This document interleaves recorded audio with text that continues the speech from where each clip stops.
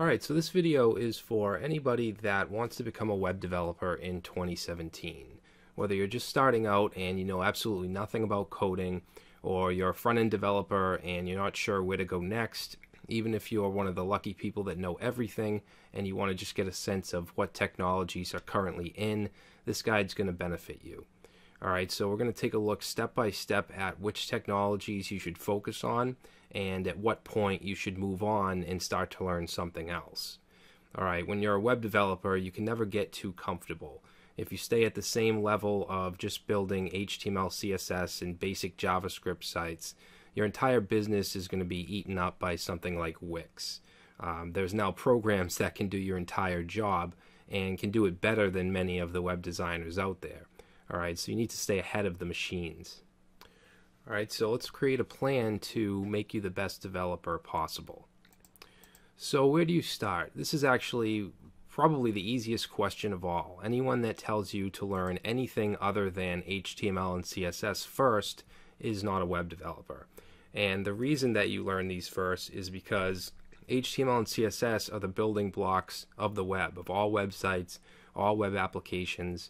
Even if you have the most advanced web application running on a server powered by Node.js or PHP with all types of functionality and databases, the most complex backend possible, the front of that website is still going to be produced with HTML and CSS and probably some client-side JavaScript. And HTML handles the markup and presentation, CSS handles the styling and the positioning. Another really important reason to learn HTML and CSS is because there's no alternatives. Okay, these are always used and there's no way to be a web developer without knowing them. When it comes to server-side languages, you have a choice between PHP, Ruby on Rails, Java, tons of different technologies. But as far as the front end, you need to know HTML and CSS. Yes, you have HTML5 and XHTML and so on, but they all stem from the same tag syntax, and once you know one, the other is really easy to learn. Alright, when it comes to HTML5 versus HTML4 or XHTML, it's your preference, but I would always suggest using HTML5. It's less strict, it has more features, and it's by far more popular. Now, you can get by in the world of server-side programming by knowing, let's say, 50% of PHP. However, when it comes to HTML and CSS, you really should know them inside and out. Okay, you should be able to position anything anywhere on the page and know exactly what tags to wrap those elements in. This really shouldn't be a big deal because both of these things are really easy to learn. They're not programming languages with tough logic to grasp. It's simple markup and style sheets. Alright, it's very declarative and they're just really simple to learn relative to other programming technologies. Alright, so you learn HTML and CSS. Now let's take a look at some of the basic tools that you're going to need to create your websites. Alright, so first of all, you're going to need a text editor, and there's a ton out there. It's all preference. Everyone's different. Some people can just use Windows Notepad. And if you want to step it up a notch, you could go to Notepad 2, which gives you some extra features. I would suggest using something like Sublime Text or Atom.io, which are basically advanced text editors. They're not quite IDEs, but they do have really nice code highlighting. They have plugins, and there's just a lot of different features that are really helpful. If you want, you could get some kind of IDE. You could use Dreamweaver or NetBeans or maybe some kind of premium software, but I wouldn't suggest that. I mean, it's all preference. If you want to spend some money on a really complicated IDE, you can do that, but I just think it overcomplicates things. A lot of stuff that you really don't need. If you're coding Java or C# or something like that, that's a little different, where you have to compile code and all that. That's something that you probably do want an IDE for. But I would suggest Sublime Text overall. So image editing, don't let this overwhelm you. I know, Photoshop and Illustrator, these are really complicated, powerful programs. you just need to know the basics. Okay, so basic image slicing, cropping, things like that. You know, if you want to resize an image, just very basic things when it comes to, at least in web design. All right, now if you don't want to spend the money for Photoshop and Adobe products, you could use something like GIMP or something else. I personally use Photoshop. That's all I've ever really used. So I don't know too many options, but just do a quick Google search and you'll find a bunch of different great options. You also want an FTP client. I would suggest FileZilla, and then an SSH tool, which it gives you a way to access your server, your remote server. PuTTY is a good one for Windows. This isn't something, SSH isn't something that you need to know at this point, but you do need to know at least FTP so you can get your files onto the server. Okay, you also want a good browser. You can either use Chrome, or Chrome. I'm just kidding. If you like Firefox or even Internet Explorer, God bless you, that's fine. I would suggest Chrome. It's really fast. It has a great JavaScript engine. The dev tools are great. I wouldn't use anything else. Firefox is up there too. But yeah, you need a good browser, obviously. Cloud storage, this is something that's optional, but something that I don't do without. I use Dropbox just so I have access to my files from anywhere, from any machine. If I'm on vacation and I need to update some code, I'll use Dropbox. And of course, I also use Git and GitHub, but we'll get to that later. All right, so basic JavaScript. Once you learn HTML and CSS, this is where I would suggest you go next. All right, and I'm not talking about Node.js or any React or frameworks or anything like that at this point. I'm talking about basic JavaScript. So you want to learn things like data types, strings, numbers, arrays, objects, and so on. Functions, conditionals, loops, operators. These are all things that you'll need to know in any programming language. So it's really helpful for you to learn this now. If you learn how to work with functions and conditionals, that will also help you later on if you wanted to learn something like Java or C# or some high-level language. So you want to grasp the basic programming principles. All right, event handling is another one. So when you click a button, you want to fire off an event. You want something to happen dynamically on the page. All right, I'd also suggest learning JSON, which is JavaScript Object Notation. Most of the APIs that we deal with now are in JSON format, and it's really easy to learn. You could spend a day and you could learn it and master it. It's really easy. All right, so you want to get JSON under your belt at this point. jQuery is a great library for DOM manipulation. It makes a lot of things in JavaScript much easier. But I would only suggest learning it once you feel comfortable with JavaScript. All right, so learn your functions and loops and all that, and then move on to jQuery, and you'll see how much easier some things are to do when it comes to selecting things in the DOM, events, things like that. All right, so once you learn HTML, CSS, and basic JavaScript, you want to know how to deploy a website. All right, I say a website because you're not building web applications at this point. An example would be a site for some kind of business or something like that. All right, so you want to get a shared hosting account. HostGator is really good. I know a lot of you probably disagree. When it comes to hosting, everyone has different preferences. But I've dealt with HostGator for a while. I have a reseller account with them, and they've been really good as far as support and all that. InMotion, also pretty good, really cheap. You want to start with a shared hosting account to you learn cPanel, which is a really popular control panel for managing your server, your hosting account. So you can set up email accounts, you can set up your FTP accounts from there, SSH, things like that. Okay. Next thing you want to be able to do is to upload a project via FTP. So grab FileZilla, and it's all GUI, it's all drag and drop. You can take your local version of your website, your HTML site, and just drag it and upload it to your server. All right, once you do that, you'll need to register a domain name and link that to your hosting account so that you can access your website on the web. All right, and that's pretty much it as far as deploying a basic website. It's a lot easier than deploying something like a Node.js application. So once you've mastered the stuff we've talked about so far, you can call yourself a web designer. Okay, notice that designer is underlined. I wouldn't suggest calling yourself a web developer yet. Not having any knowledge of programming, logical programming, aside from basic JavaScript, really doesn't make you a developer. I mean, you could say it, but you might get some blowback in the development community.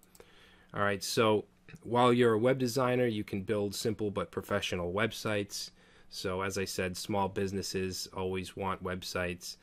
Nice looking websites, and they don't really need any special functionality, an about page, services, things like that, contact page, really easy stuff. You can build UIs for web applications, so you don't have the ability to build the back end yet and work with databases, but you can build the UI, the user interface, and the front end. You can do PSD, or of course any image format, to HTML, CSS conversions. So a lot of times a designer might have an image of what they want, and you'll be able to take that and then use your HTML and CSS skills to turn that into a website. And you'll be able to work for a company, or you could be a freelancer. All right. Now, a web designer pay grade is going to be much lower than a programmer, but it is still, you can still make a good living. You can still, pay your bills and all that, and enjoy what you do at the same time. So where do you go next once you're basically a front-end developer or a web designer? You can move on to learn some front-end frameworks, so Bootstrap, Foundation. You could start with server-side languages like PHP or Ruby. You could start to learn JavaScript frameworks like React or Angular. Or you could start learning databases, so MySQL, Postgres, or even a NoSQL database. Out of these choices, what I would choose to do next is front-end frameworks. All right, and the reason for that is frameworks like Bootstrap save you a ton of time when it comes to building out UIs. They also help you with design. If you don't have a really good eye for design, if you're not a graphic designer, these frameworks will help you with that and help you create nice looking buttons and nav bars and all that. All right, so let's take a look at some of the different front-end frameworks. All right, so as I said, Twitter Bootstrap is the one that I would suggest. It's definitely the most popular, has the most features. Foundation, I would say, is in second place. Has a lot of the same stuff Bootstrap has, the grid system, all that. And then you have others, which I haven't really used. Skeleton, MUI, and Pure are some of them. There's a lot more. I can't really say too much about them because I haven't used them too much. All right, now let's say Twitter Bootstrap, for example, gives us a whole bunch of stuff. Okay, so it gives us CSS components to work with, buttons, list groups, form and input controls, and formats them to look really nice. All right, so we don't have to add custom individual styles for each of these elements. Also gives us helper classes, so if we want to float things or align text, we can just add a simple class on it. We don't have to actually write out the CSS. Grid system, probably one of the best things about using these frameworks. Allows you to lay things out on the page without having to do your custom floats and all that. If you want a 3-column row or 4-column row, it's really easy to do. You just add a couple classes. And another big plus to that is that it makes your site responsive. All right, and what that means is that your site is going to adapt to whatever screen it's being looked at on. So if your users are on a mobile device, the grid will it'll reshape itself for that screen size, and it'll look good on that device, as well as a 27-inch desktop screen. All right, so that's a huge plus. JavaScript widgets are also available. So Bootstrap has things like slideshows, collapsible tabs, things like that you can implement really easily. So next thing I would do is choose a server-side programming language. So we have PHP, which is not the best language structurally, but it is rock solid and it's not going anywhere. Now I realize that as I go through these, a lot of you are going to disagree with what I say, which is absolutely fine. Everybody's entitled to their opinion, but PHP is a strong language. It's been used on all the huge websites. It works really well with relational databases like MySQL. All right, so you have PHP. Another one is Node.js, which is a really new and exciting and powerful framework.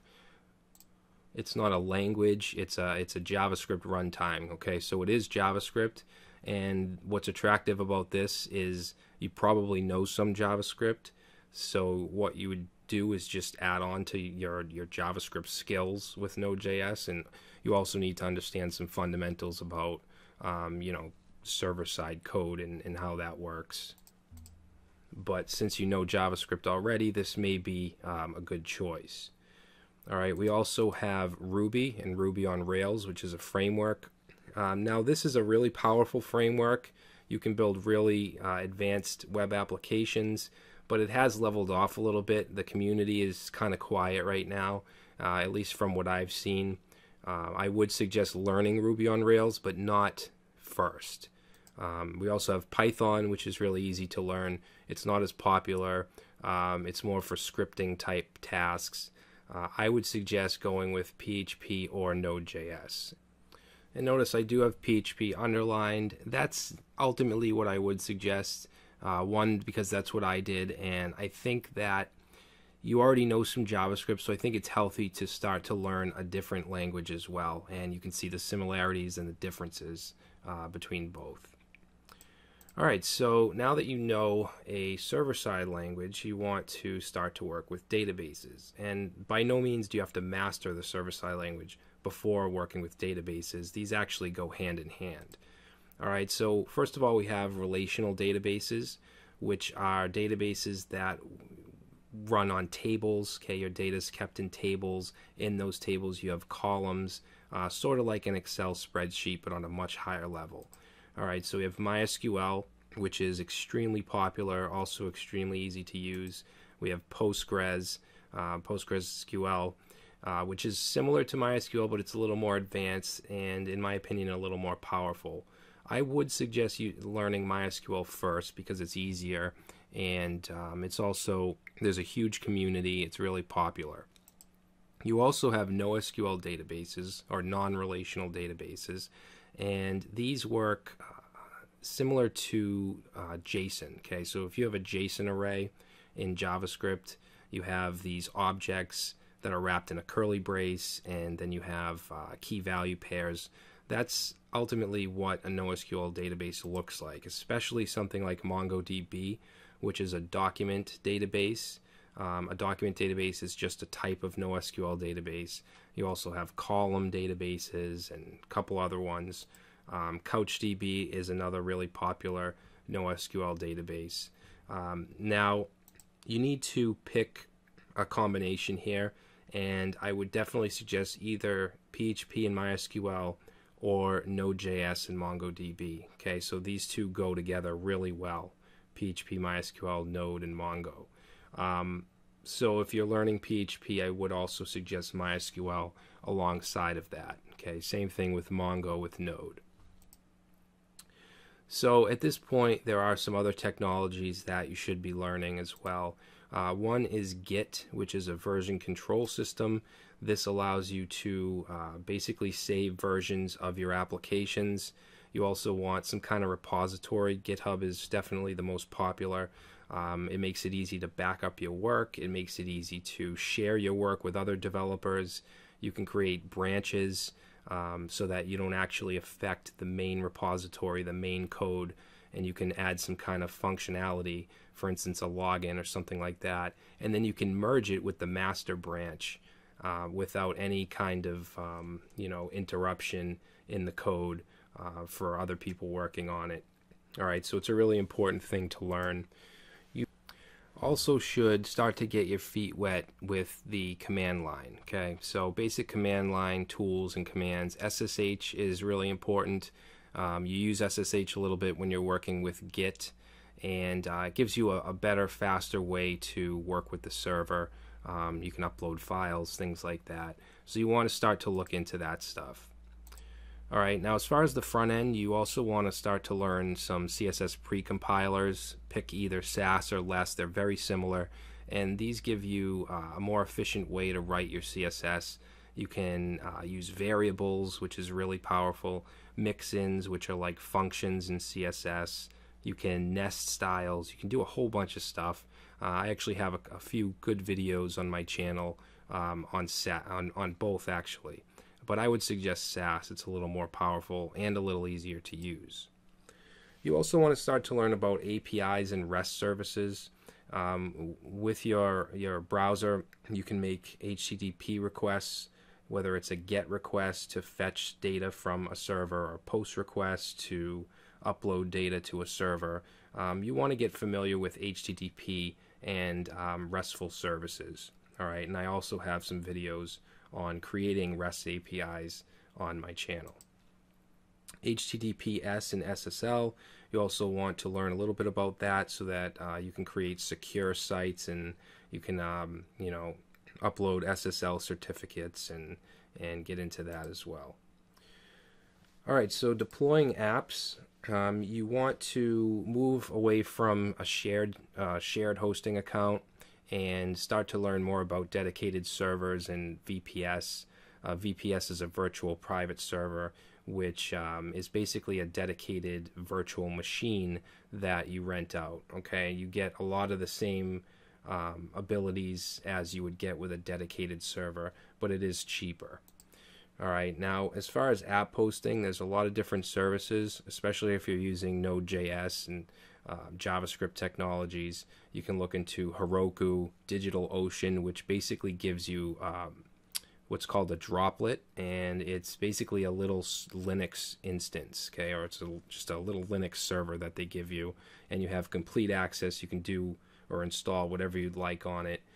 You also have AWS, which is Amazon Web Services, which offer a whole bunch of services as far as hosting, as far as storage, things like that. So you want to read a little bit about that.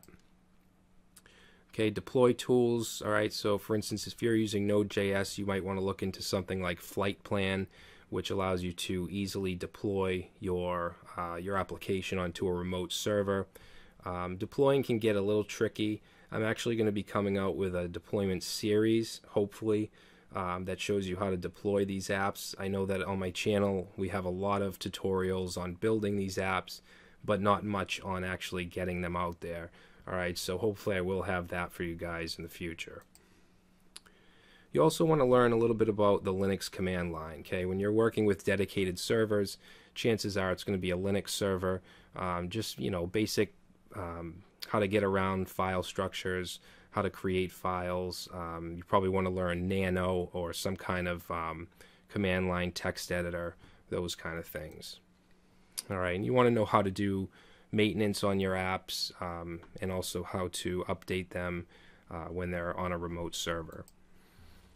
All right, so if you have learned what we've talked about up to this point, you're now a web developer. You can create simple to advanced web applications. You can build back-end APIs. All right, hopefully you can build RESTful services, and you know a little bit about HTTP requests and all that. Also, you can work with servers, whether it's an Apache server or an Express server or something like that.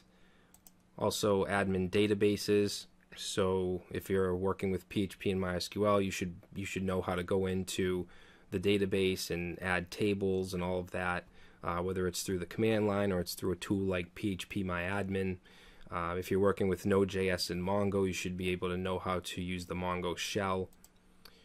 And once you know all this stuff, you should be able to get a really, really good job, or you could keep freelancing and up your prices, or you could start your own business.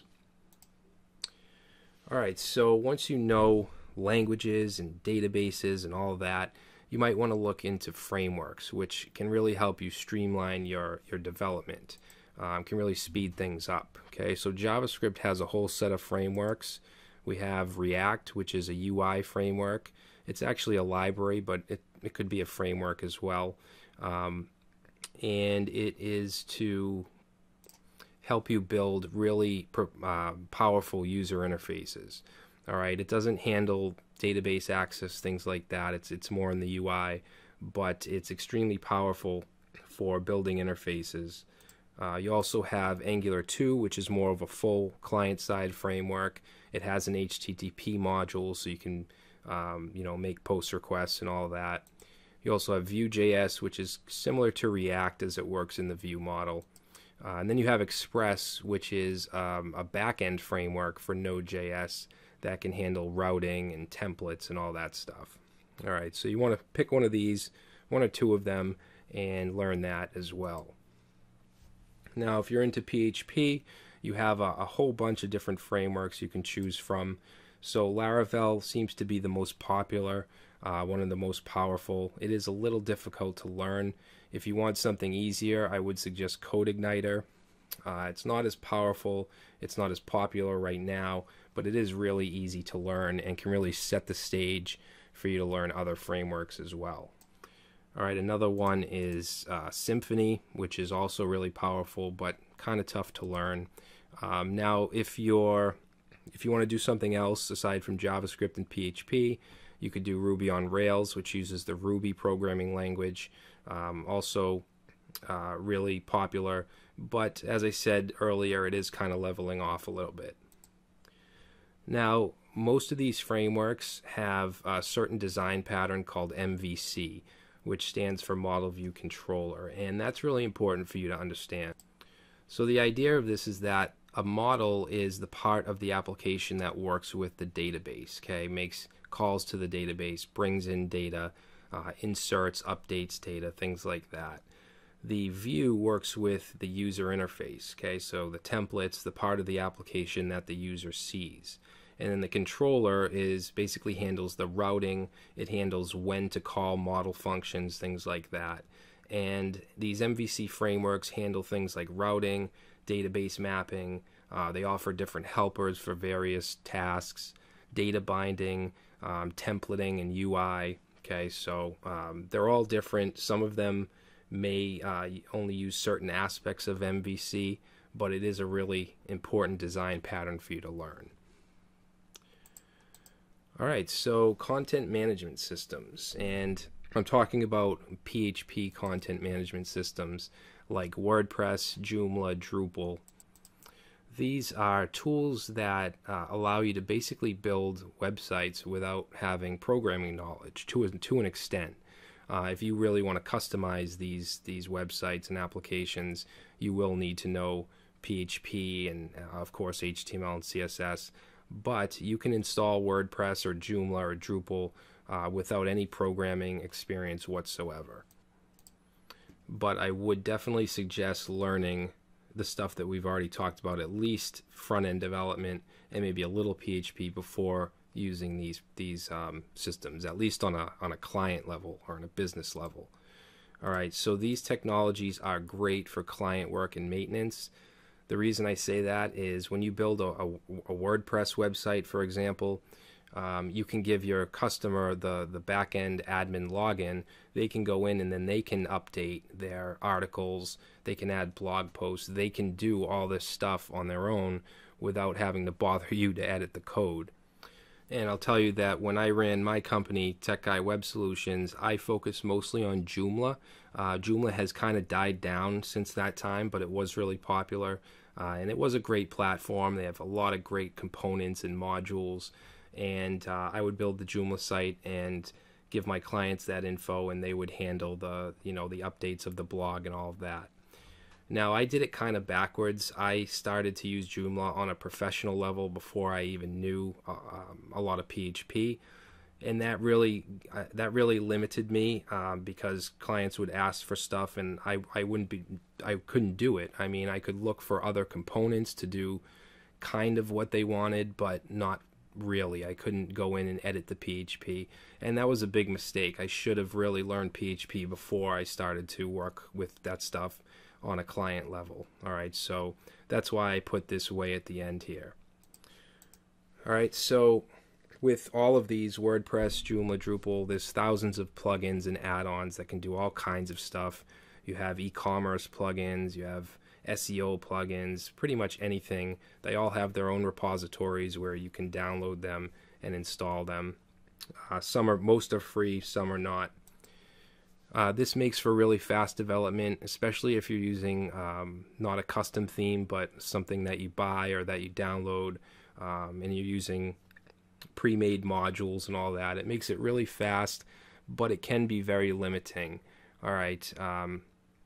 If you're using a theme that someone else made, it can be really hard to tweak that to make it the way you want it.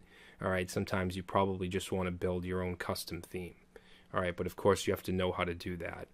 Now, I have WordPress underlined because at this time, that's definitely what I would suggest. It started out as a blogging platform, but it's really now just a complete website and web application platform. Not only that, but I think it's the easiest to customize. WordPress themes are really easy to build. I do have a bunch of tutorials on that as well. Building plugins isn't too hard. So I would just definitely suggest WordPress at this time. All right, so now you're going to want to start to look at mobile app development. It is the future. Obviously, everyone has a smartphone and a tablet, so you definitely want to look into this. You don't need to learn Java and Objective-C. And I chose I'm talking about these languages because Java is the official language for Android. Objective-C is for iOS, for Apple. But with the addition of technologies like React Native, Ionic, Cordova, these allow us to build mobile apps using JavaScript. Okay, so we can build out JavaScript applications and then wrap them in a native container using something like Ionic and Cordova. And then React Native, which is awesome new technology, allows us to use the React framework to be able to do this. It actually creates native components from React code. All right, so now what? Now what do you do after you know all this stuff? Okay, so now you can focus on your career, focus on your business, promote your business, find clients, all that good stuff. You do want to go back and learn more. If at this point you've mastered PHP and MySQL, I would suggest to go back and learn Node.js and MongoDB, because the more skills you have, the better you're going to do as a developer. Keep up to date with the latest technologies, of course.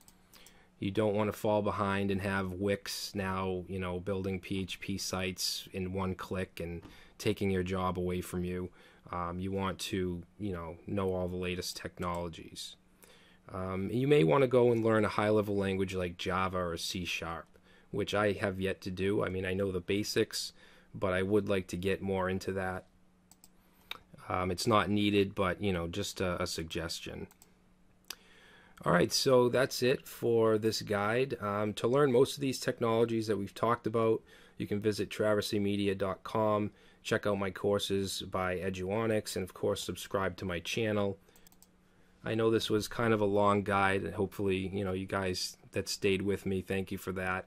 And I will be making more of these types of videos because I really want to help you guys that are getting into web development. I know how tough it can be, and I know that there's a ton of technologies, and it's wicked overwhelming. You don't know where to go from where. So hopefully I can help you guys with that, and thanks for watching.